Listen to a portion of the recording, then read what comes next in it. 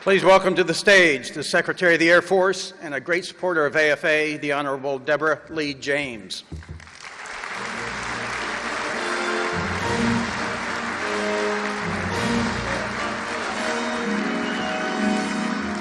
Oh, my goodness. Good morning, everybody. Wasn't that an inspiring video? That gives me chills every time I've seen that video. We are truly all honored to be standing on the shoulders of those giants who came before us. I can't tell you how pleased my husband Frank and I are to be able to spend the next few days with you here at AFA to speak with many of you about the future of our Air Force. But before I begin, let me just add my note of thanks to Scott Van Cleef and the entire AFA team for bringing us together and for putting together this fantastic conference. Things like this don't come together overnight and by magic. A lot of people have put a lot of hard work into this, from AFA as well as from the Gaylord and from across our Air Force. So thank you, Chairman Van Cleef, and thank you to AFA.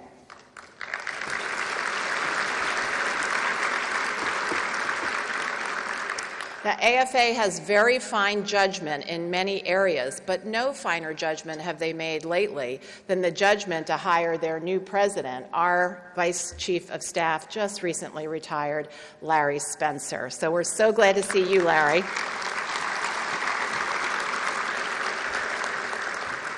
We miss you a lot. We miss Aura even more, by the way, but you left us in good hands, but it's great to see you in your new capacity. I also want to give a shout out to the best team any Secretary of the Air Force could ever hope to have. So many of them are here in attendance, beginning with the best Chief of Staff I could have ever hoped to have had at my side, and that's, of course, our Chief of Staff, General Mark Welsh. So good to see you this morning, Chief.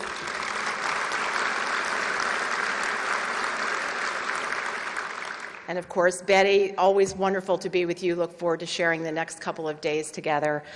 Chief Cody, where are you? I lost track of you. There you are. So Chief and Athena, so great to be with you as well. We also have many other of our top uniform leaders. We have our top civilian leaders in attendance. We are all here in droves because AFA and the work that you do is so important to us. I also want to recognize we have 9 Pacific Air Chiefs who are in attendance with us today. So we have major bilateral discussions going on. So we're grateful for your partnership and for your spending the time with us. We also have 10 students from the Turkish Air Force Air War College who are with us today and who will be with us over the next several days.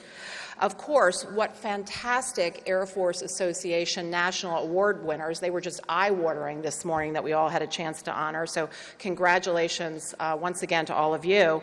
And then our 12 Outstanding Airmen of the Year present. And if you are, would you please stand up?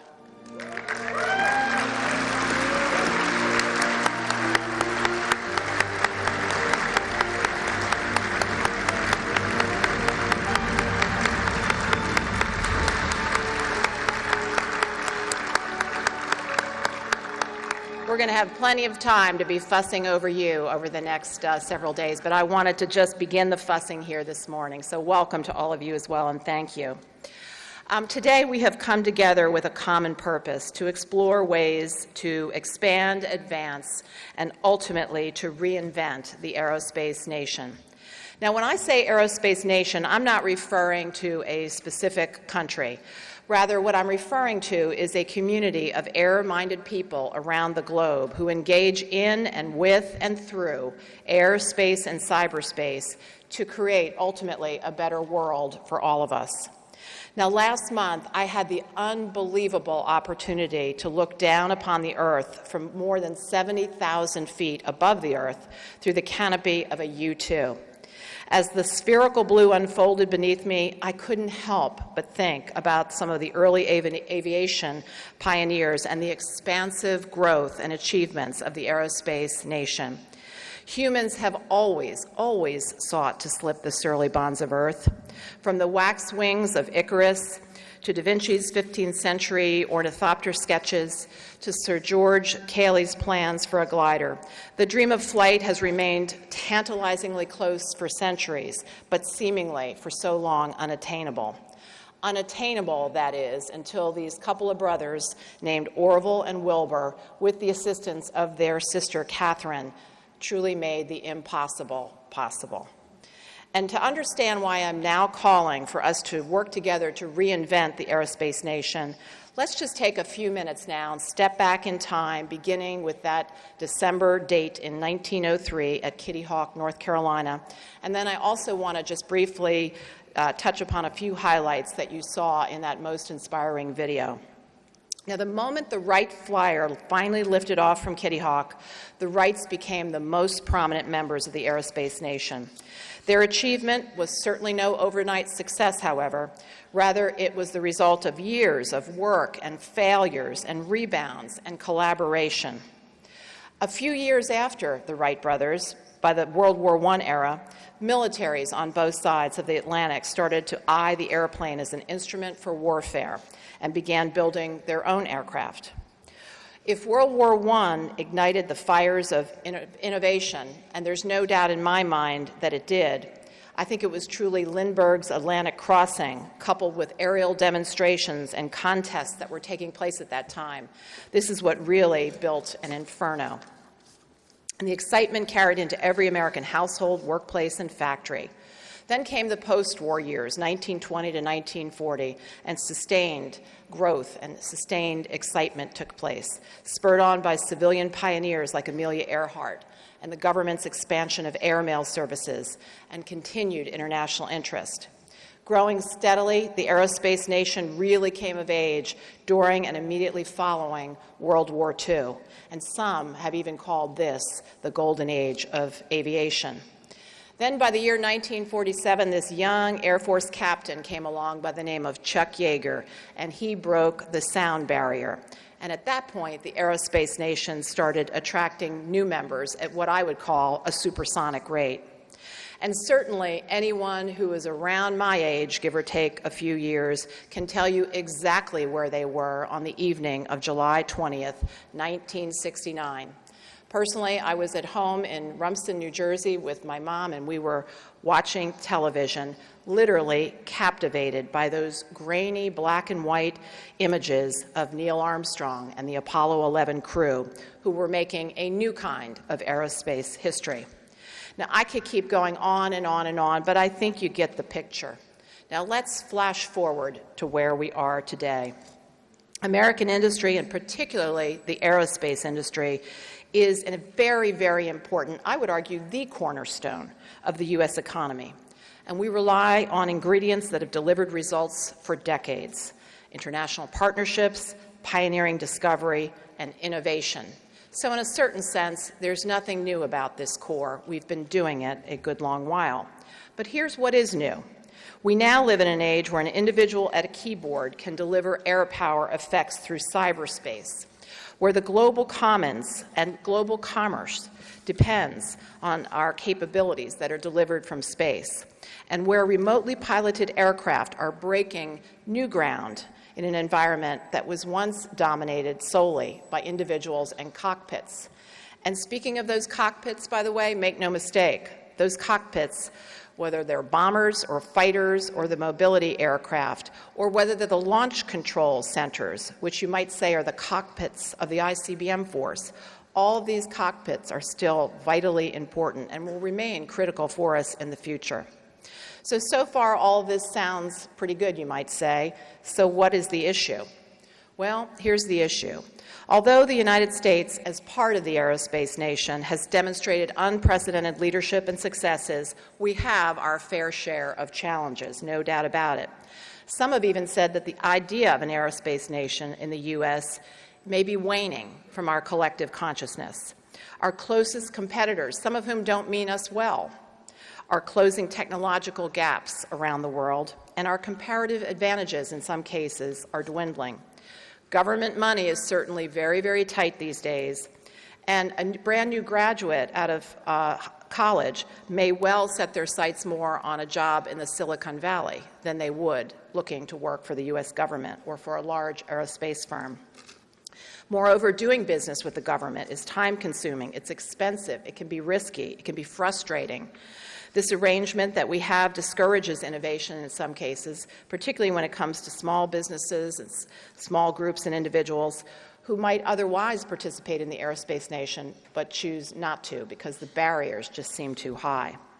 Now, there's no question in my mind that we have the raw material in aerospace and cyberspace to rival the advances of the 1920s and the 1930s in the aerospace nation. We have the technology, we have the know-how, we have the talent to take the next great leap, to bring on a new golden age of aerospace. The only question in my mind is, can we muster the wherewithal to overcome the challenges and to capitalize on the vast and numerous advances that are being made in every sector of society? Will we do it? And I say, you are damned right that we will do it, and there is no group of people who are better to lead the way than the United States of America and our total force, American airmen. A reinvented aerospace nation, as I said earlier, must overcome cumbersome government bureaucracy. We need to speed up acquisition process, invest in our people, and innovate collaboratively to integrate our warfighting domains, air, space, and cyberspace, in new ways. We have to be able to adapt faster than our adversaries in all that we do. And this is what we mean by strategic agility. Strategic agility, you'll recall, is a concept that we introduced about a year ago in our new strategic framework, A Call to the Future. Now, recall that when we issued A Call to the Future last summer, we told you that at that time it was part one of what would ultimately be a trilogy rolling out over the following year. Part one, The Call to the Future, covered the why we need to make changes in our Air Force. Part two, which was our strategic master plan, covered the what. It laid out in some degree of detail our goals and objectives to guide the development and resourcing and a talent master plan for the force over the next 20 years. Well, this week we will be publishing part three, which will be the how we will do it. The Air Force Future Operating Concept, which is our new document that we're rolling out, will lay out how we intend to leverage what we call operational agility in the future as a way to suitably and swiftly adapt to any situation or enemy action. Integrated multi-domain operations, cyber, space, and air, will be central to this future operating concept. Now, let me give you just one future-looking scenario to illustrate what I'm talking about. Imagine some years in the future a sprawling megacity of 12 million residents in a remote corner of the globe, and it is struck by a massive earthquake. Within just a few hours, air-launched small satellites are sent into orbit from the back of an Air Force mobility transport. Sliding into orbit over the disaster area, these low-cost space vehicles immediately tap into the broader space-based architecture, giving first responders access to global communications and near real-time images of the devastated city. A usable airfield is then identified with the newly established overhead ISR, and an Air Force air traffic control team already en route to the region is vectored onto it.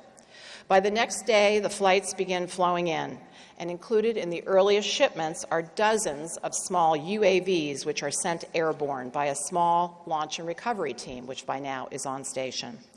Controlled remotely via a responsive satellite network, the UAVs then fan out to place broad area wireless internet and cutting-edge sensors in the hands of rescue crews. The rescuers can now see places that they could not access, and that they can deliver supplies to areas that they cannot reach. Now, as all of this is going on, our ISR and cyber mission teams uncover a cell of violent extremists who are planning to attack one of our rescue crews and take some of the aid workers hostage. But thanks to the cyber team located in San Antonio, Texas, we relayed to the Theater Operations Center the surveillance of the wireless router at a nearby town, and we locate the leader of this terrorist cell.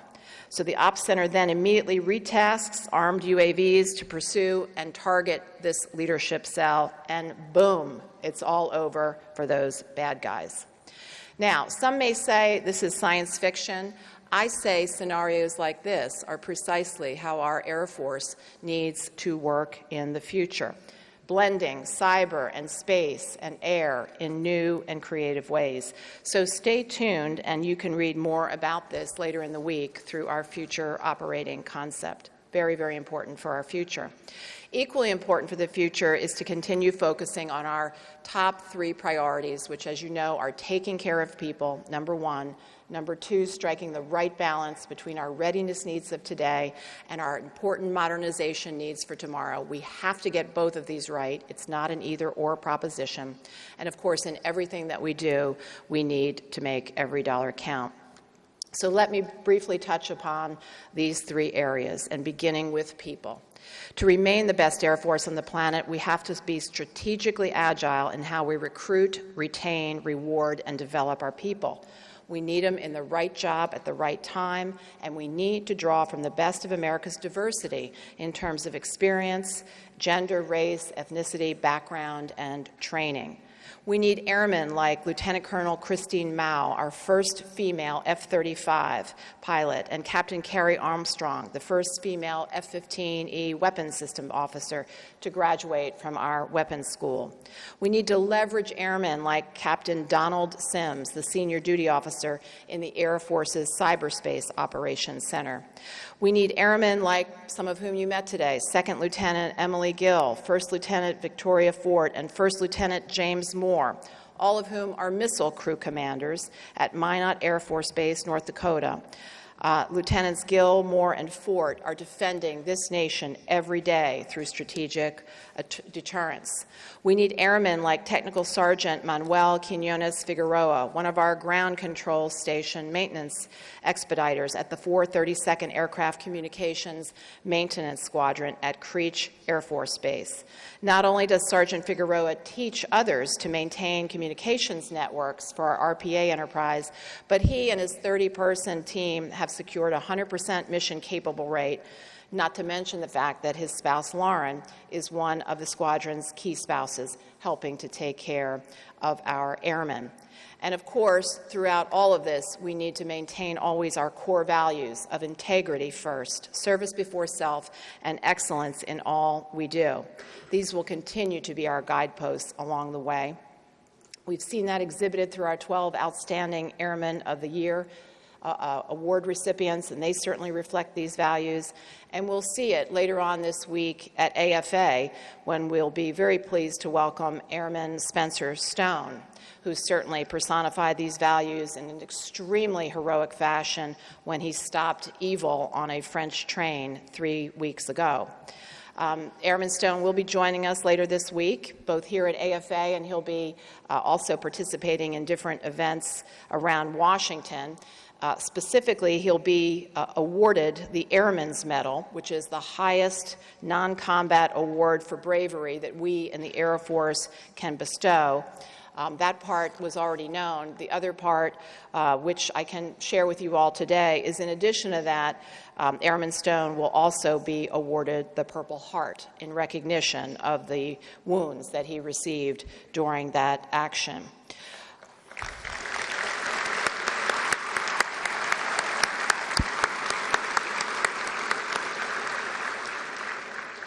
Secretary of Defense Ashton Carter will actually preside over this award ceremony for Spencer Stone, as well as for Army National Guard Specialist Alec Scarlatus later this week, who will also be honored. And by the way, stay tuned, because our Secretary of Defense will also be coming here to AFA and spend some time with us as well. Now, before I leave the issue of Spencer Stone, in case you missed it, let me assure you, because I watched Jimmy Kimmel the other night, Spencer Stone will not have any difficulty getting here to Washington, because he was just awarded a brand new Camaro. So he's got a sweet new ride to get him here to Washington, D.C.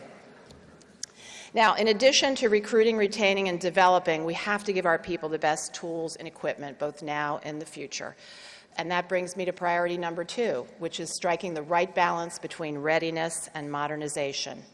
You're already well aware that for over 25 years we've been flying combat missions, and we now have the oldest fleet in our history with more responsibilities than ever before to our nation, to our joint partners, and certainly to our airmen.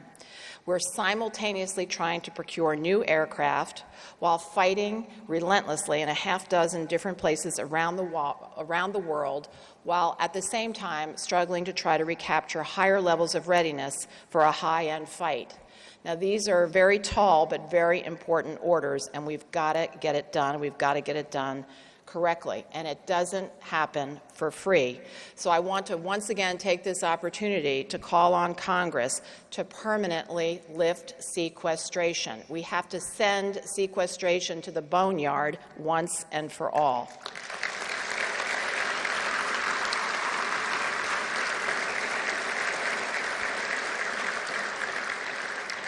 And we really need our Congress to pass a full-up appropriation and authorization bill by October the 1st or as soon thereafter as possible. This talk around Washington recently about a long-term continuing resolution being a possibility on the table, let me tell you, is a really, really bad deal for our Air Force. It's even worse, if you can believe it, than sequestration would be. It would provide even less money than sequestration. It would not allow us to have any new starts. It would affect every part of our Air Force. It would interfere with our ability to modestly upsize, as we feel strongly we need to do. It would interfere with our modernization efforts, and I am certain it would once again hit readiness. So we need the Congress to join with us and be more agile and complete its work on our full-up appropriation and authorization bills. We in the Air Force also need to work closely with the aerospace nation to discover and implement new and innovative ways to steward our taxpayer dollars, which of course brings me to priority number 3, and that's make every dollar count. Forging a close partnership with the very industry that provides us with our capabilities is more important now than ever. We're trying to step it up when it comes to dialogue. We're trying to make our relationships even stronger because we think this will help us in the future keep our programs more on budget and more on schedule. Now, I've mentioned a couple times strategic agility. When it comes to acquisitions, as far as I'm concerned, speed should be, in the future, a fundamental metric. Will we be able to respond faster than the threat, keep up with the pace of technology, keep up with the operational innovations of our remarkable airmen? Well, if we're going to do that, we've got to speed it up. Now, we in the Air Force have made good progress in employing many of the principles of Secretary Carter's and now Secretary Kendall's better buying power. So our costs as a general proposition are trending downward. The number of Nunn-McCurdy's is down, and we're meeting our key performance parameters for our major programs at a rate above 90%, which is really good. And don't take my word for it. Take a look at the Acquisition Technology and Logistics Acquisition Performance Report, because all of the statistics I just mentioned to you are in this report. But it's still not good enough. We have to continue to find new and improved ways to save taxpayer dollars. Now, we in the Air Force have tried to be very open to new ideas and innovative thinking.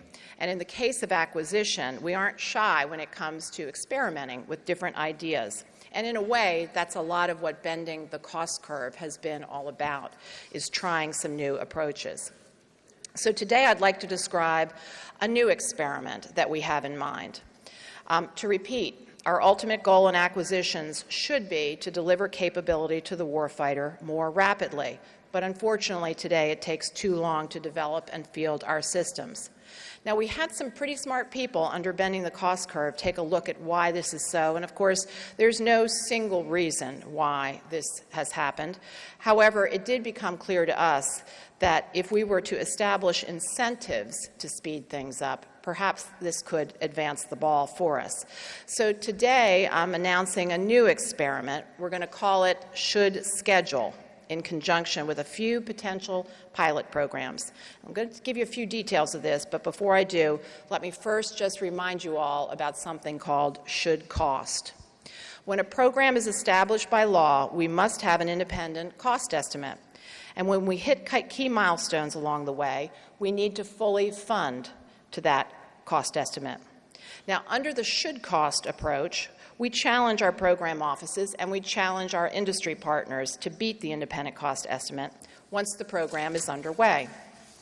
Program offices and industry then employ a multitude of techniques to drive the cost down. After the savings are actually realized and validated, the funding is then available to us that we can pump it back into that program and portfolio. So in one recent example, we now have hundreds more air-to-air and air-to-ground weapons that have become available for today's fight because we were able to buy them back into our inventory through should-cost savings out of our weapons portfolio. In other words, we saved in those accounts and we were able to plow those savings back into buying more.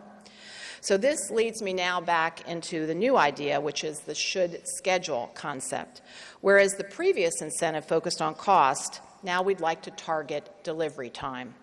We asked ourselves, can we develop a structure that challenges us and our industry partners to deliver faster than the schedule determined as part of the independent cost estimate? Well, I say, you're damned right we can do this. Why can't we do it? And we will do it. If we can collectively beat the historical developmental schedules and reward the behavior in government and industry that speeds things up, we have a real chance to make a difference. So today, I'm announcing that we're examining some of our smaller programs. We're going to start small and look to go big if this works out. But some of our smaller programs are under consideration for should schedule. Things like the Bomber Armament Tester, or the Enhanced GPS INS Modernization Program, the Advanced Precision Kill Weapon System. These are all potential should schedule pilots that we are going to work on the details and see what we can do. Established programs will have an engineering, manufacturing, and development phase under this experiment based on historical data, just like they always do. But here's what will be new. We'll hold a competitive EMD where we reward and incentivize speed to ramp. In other words, if an industry partner can propose a solution that credibly offers a way to accelerate successful EMD, then that company would have a competitive advantage for the award. Now keep in mind, an accelerated EMD plan would need to survive a detailed scrub by independent engineers. And like should cost, we will only adjust to the faster schedule after it is realized and independently validated. And finally, I do want to note that we won't allow this to become a reason for us to go sole source on an item. We will structure the acquisition strategies to ensure the appropriate level of competition and to take advantage of early opportunities for technical maturation and risk reduction activities to bring multiple industry teams up to a reasonable design level. So that's a little bit about this new approach we're going to try, should schedule. Just another example of trying to make every dollar count. So, ladies and gentlemen, in summary, I would just say to you all that we have certainly many challenges as we look to reinvent the aerospace nation, but I see way, way, way more opportunities than challenges. We won't get this done overnight. This effort will take time, but it starts today. It starts here and now. It starts with all of your help. General Welsh and I extend an invitation to each and every one of you who has an idea about advancing aerospace to make our world better. We invite all of you to think, particularly those of you in industry, about the should schedule idea, and we invite all of you to advance the goals of strategic and operational agility, and most importantly of all, please keep taking care of our airmen. We know the Air Force doesn't have all the answers, and that's why we're here. We want to hear from all of you. So I would challenge all of you over the next several days to discard existing paradigms. I would challenge all of you over the next several days and beyond to cultivate innovation and creativity. I challenge you to say, you're damned right that we can get this done, and together we will create the next century of air power. Together we will reinvent the aerospace nation. Thank you all very much. Have a fantastic AFA conference, and most of all, thank you for what you do for our Air Force and for our nation.